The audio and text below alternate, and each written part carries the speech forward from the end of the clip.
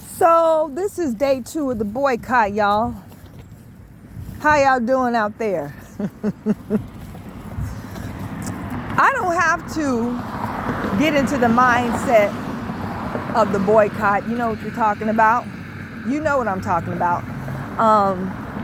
African hair braiding shops, mainly, particularly them, but any African business, the restaurants, store, clothes, whatever.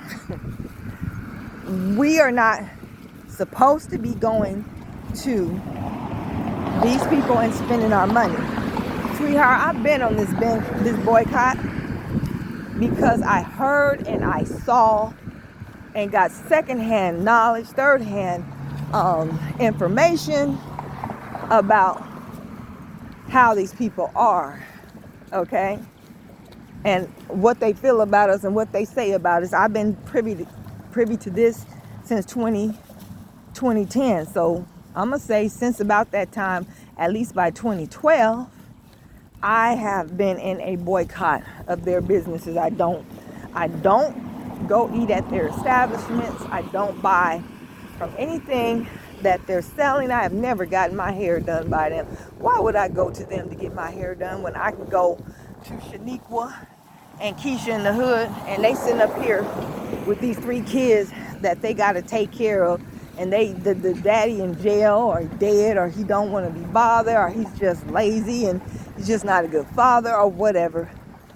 Now she got to try to find a couple of jobs, take care of her kids. How's she gonna take care of kids with a couple of jobs? She got to work.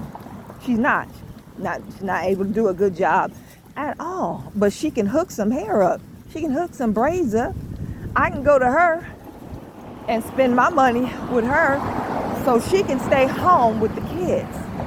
All right, and she can be there with the kids. See, we're not thinking like this because we're not taught to think like other races think. They think about elevating themselves, all right, protecting their resources and their gifts and stuff like that, and exchanging money with each other before they do so with somebody else. We've been socialized away from that. It's called brainwashing, whatever. That's not the topic of this video. All right. So we can circumvent that money back into our own communities where it should never have left. I used to know when I was a young girl, all kind of sisters that could braid your hair to heaven and back. But we lost that and got lazy because somebody else came in and added, they might have had a different style or two that we like, and we started going to them and we lost that skill. Now when you see find a sister that can braid hair, she's like, baby, I can't take you. I'm sorry, I'm backed up. All of these women, the few that I have met that can hook your hair up and do hair, they are backed up. There's not enough of us out there to get this money. So you talking about boycotting these people for August? You need to boycott them, get everybody else, as many people as we can, to do the same and stay out of their hair salons, especially. Stay out of there. We got that skill. That's a $1 billion industry. Are you crazy? We can bring billions of dollars more back into our community for our people.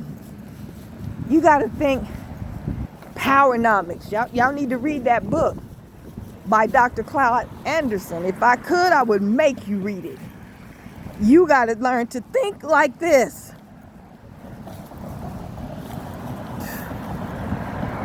So,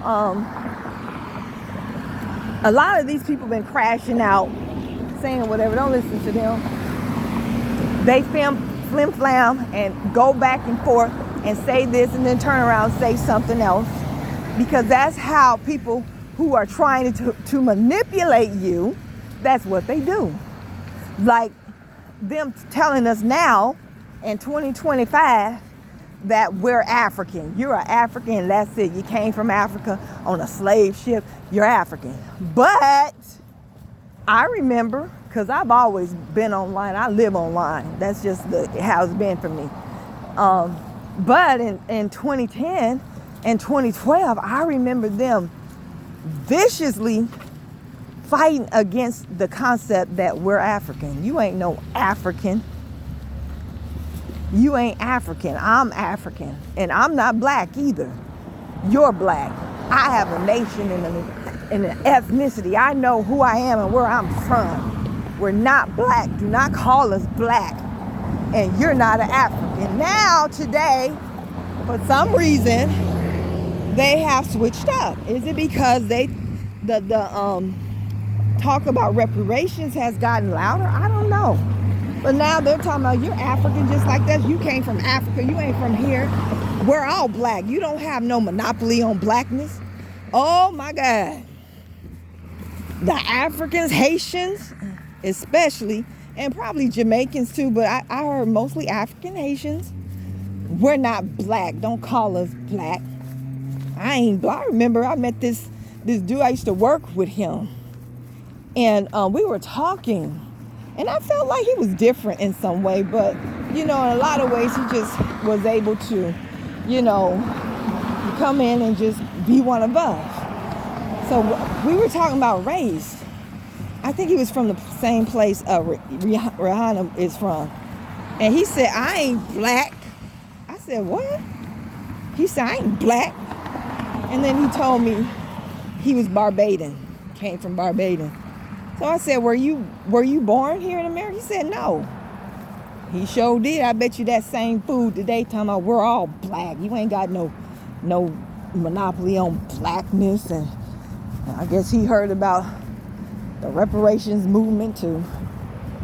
But don't worry about these people. You need to be concerned about yourself and keeping your money within your community among your own people and lineage as much as possible. There's nothing wrong with going to somebody else's place of business and buying whatever it is that you find that you want or need every once in a while. But the majority of your money should be circulating between your people. Okay? Anything that you use the most, you need to produce and at least provide that service. Our sisters love nails. We love braids and getting our hair done. No, you don't let nobody provide that service for you. Since you spend so much money in those areas, you open your own nail shops. You open your own braid hair shops. And you don't let nobody come in and get the money that belongs to you, coming mainly from your own community. All right, so I not to get petty, but I always heard, since I first learned how these Africans felt about us in 2010, they always talked about how we were lazy and broke and on bridge cards and food stamps and stuff like that. Well, if we ain't got no money and we're broke and lazy and all on food stamps, why you got a problem with us talking about we're not going to patronize your stores anymore? Because this has got to be permanent. Can't be just this month. Why are you upset about that? Why are you crashing out about that? We ain't got no money. What's the problem?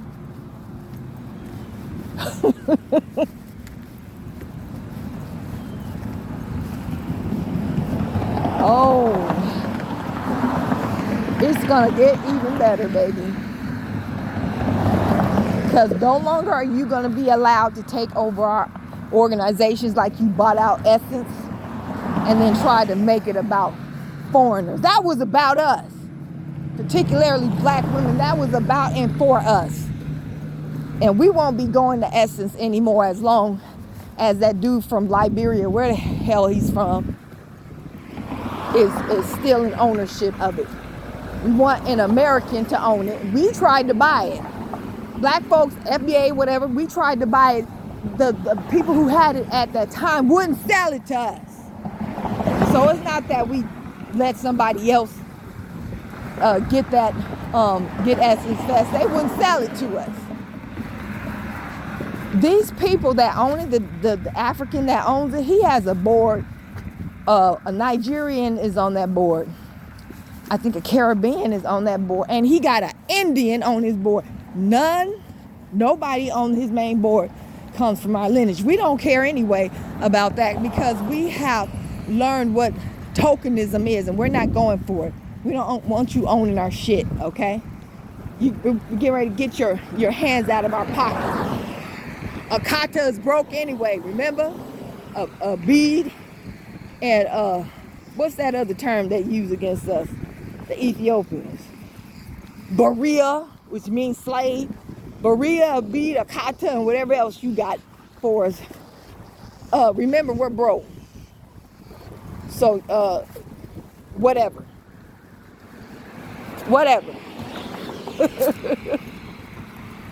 We know how it really is and what it was, but it's all good.